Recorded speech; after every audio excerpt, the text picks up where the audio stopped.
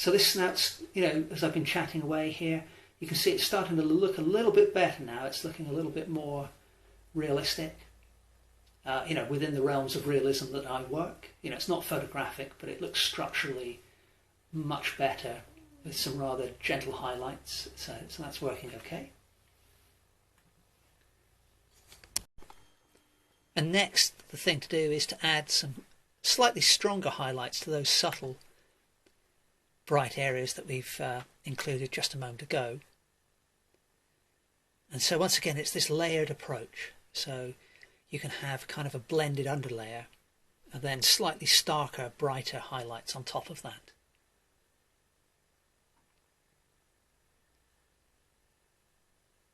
So improving the structure of the nose there has helped things quite a bit overall, I feel. The anatomy of the animal seems to hang together better as a whole. So just making some further refinements now on the left-hand side of the head, because that left-hand side is in a little bit more shadow than I actually had before. So we're continuing with that reddish purple shadow. And in doing that, I'm also able to just ever so subtly refine the line of the left-hand edge of the head as well. Now, I mentioned earlier that the ears were missing from the head of this steer, so that's what I'm doing now. And I'm just keeping them still fairly hidden in shadow as they are in the reference, but I'm making them more prominent in my painting than they actually appear in my reference photo. What I'll actually do is I'll put a link to the reference photo, because it's one I just found on Pixabay, because as I mentioned, I think at the start of the video, not too many Texas Longhorns in Devon, so I haven't had the opportunity to acquire my own reference photos. So I'll put the link to the reference photo from the Pixabay website in the description below this video. So the couple of things you'll notice if you check out that link. The first thing is that my painting, is definitely not an exact replica of the reference, and it's not intended to be either. The other thing is I'm doing a mirrored version of that reference photo. So that's something I'll do quite often if I do have to resort to using a reference from a royalty-free website, which is available to the public. Then just to try and give things my own twist, I will either only, depict a part of that animal, or I'll mirror the image, or I'll change the background, change the colours. So while I do definitely use them as reference from time to time, I don't really want to produce something that is likely to be produced by another artist. I want each of my images to be as unique as they can be. So while I was chatting away there, I've just added a few more areas of shadow. Now what I'm doing here on that back foot is there was a little bit of white uncoated paper between the bottom of the foot and the ground. And so I've just kind of suggested a little bit of movement, and I'm doing the same with some of the other feet on the bottoms of the feet there, with just some rather loose brush strokes.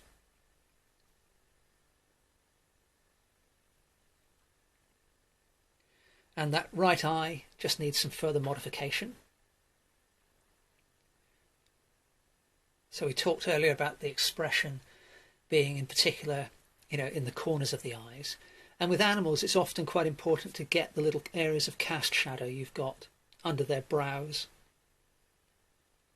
And, equally the highlighted areas where the light is catching the brow itself. And there are often quite interesting creases in the flesh or the hide, little tufts of hair, and all of those things you can selectively depict. Not really my thing to try and depict every single hair, but by just, picking a few out here and there, you can capture the character of the animal quite well. So I added another bright highlight there on the nostril, so using some titanium white now. So just little areas of completely opaque white. And those little touches I'm just doing now on the left, they add a little bit of texture to the outline to help suggest that you've got, a hairy animal. And just enhancing some of the highlights on the horns as well. And a few little touches here and there on the body too. So, things are starting to come together. Just adding a few more of those highlights here and there around the body, and little areas of texture as well, like I'm doing on the hindquarters there. Little bits of fluffiness and frayed edges on the outline.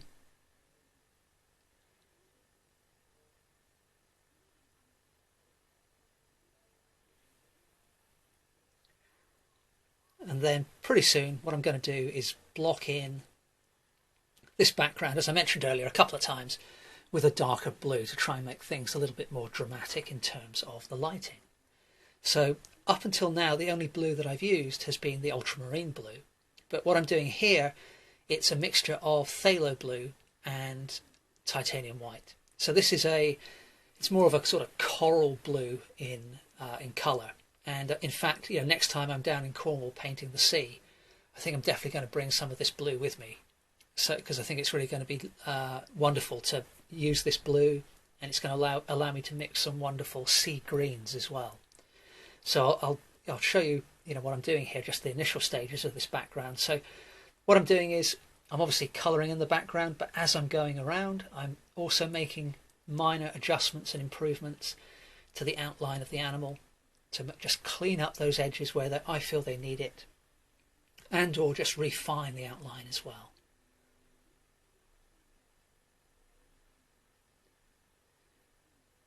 And in terms of the brush strokes I use, generally speaking, the direction of the brush strokes will be almost at 90 degrees to the edge, but not always. Sometimes I'll just follow the line of the outline if I feel it adds a sense of movement. So there you can see I've blocked in the whole background, and having that more uniform background and a different blue, I feel really starts to make the orange of the hide of the animal sing and brings out some of the yellows and the highlights as well.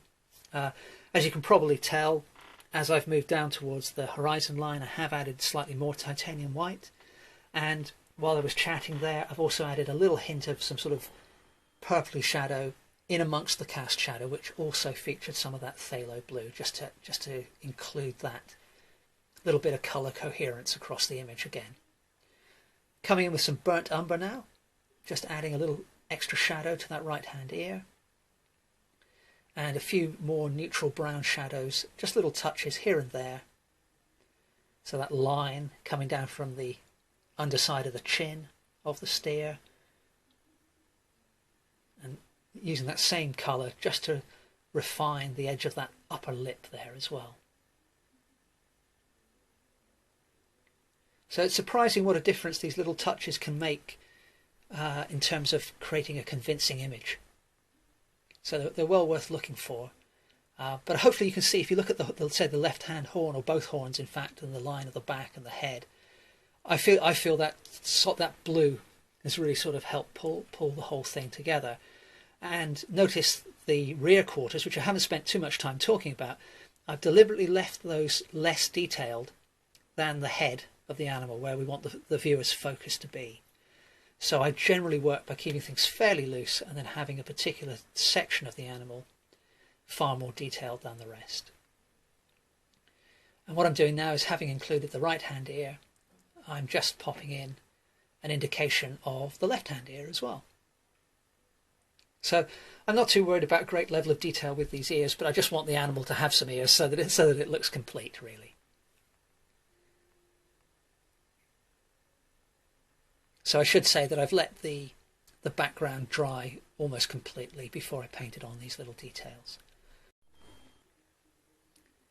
Now adding just a little bit of a highlight to the ears. And then to finish off, I want to just add a little bit, a couple of areas of very deep dark. So what I do to do that is I mix up some burnt umber with ultramarine blue.